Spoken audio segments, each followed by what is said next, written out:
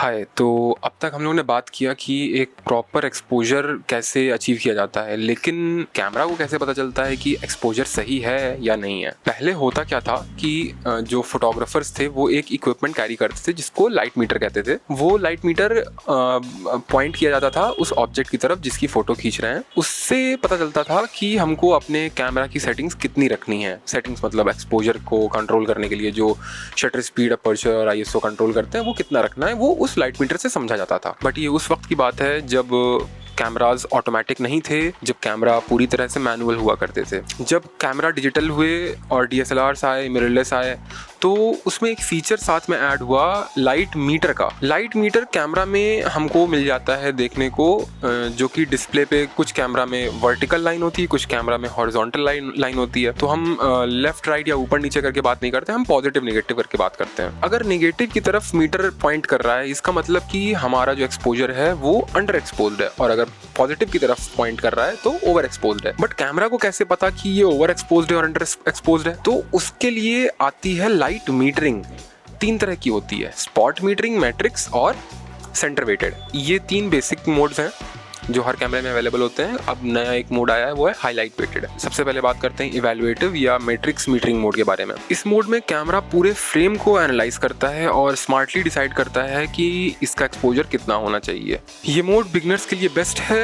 ये mostly street photography या फिर पोर्ट्रेट में यूज हो सकता है। दूसरा है स्पॉट मीटरिंग मोड। इसमें कैमरा आपके एक छोटे से एरिया को एनालाइज करता है, यूजुअली जहां हमारा फोकस हो वहाँ पे। और ये यूज़फुल तब होता है जब ट्रिकी लाइट कंडीशंस हो, जैसे सब्जेक्ट अगर हमारा शैडो में है या बैकग्राउंड बहुत ज़्यादा ब्राइट है, तो इन ऐसे कंडीशंस में स्पॉट मीटरिंग मोड काम आता है। हमारे सब्जेक्ट को ये अच्छे से एक्सपोज करने में काफ़ी हेल्प करता है। तीसरा है सेंटर वेटेड।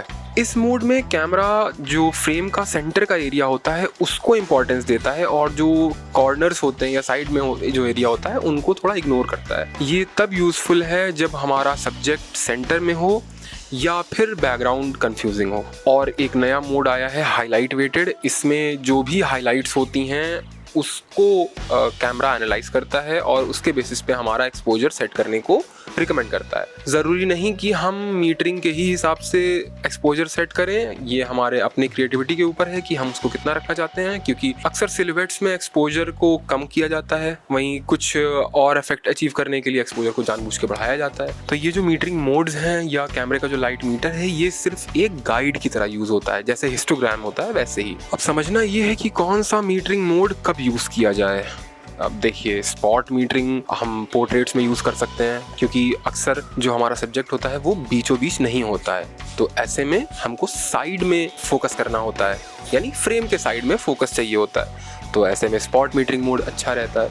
सेंटर वेटेड, अगर हमारा सब्जेक्ट बीच में है तो सेंटर वेटेड यूज़ करते हैं। अगर हम लैंडस्केप फोटोग्राफी कर रहे हैं तो हमको ओवरऑल एक एक्सपोजर चाहिए होता है, उसके लिए इवैल्यूएटिव या मैट्रिक्स मीटरिंग मोड यूज़ करते हैं। सिचुएशन पे डिपेंड करता है, हमारे प्रैक्टिस के ऊपर डिपेंड करता है। प्रैक्टिस कैसे करना है वो भी बताते हैं। प्रैक्टिस के लिए अलग अलग सीन्स में अलग अलग तरह की फोटोग्राफी ट्राई करें और अलग अलग मीटरिंग मोड हर एक सीन में ट्राई करें।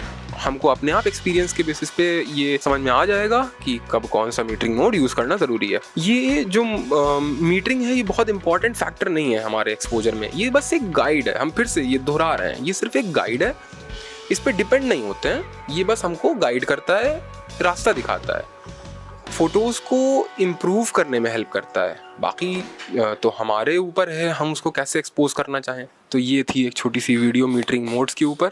अगर वीडियो पसंद आया है तो लाइक करिए, अगर मेरा कंटेंट पसंद आया है तो चैनल को सब्सक्राइब ज़रूर करें। Thank you.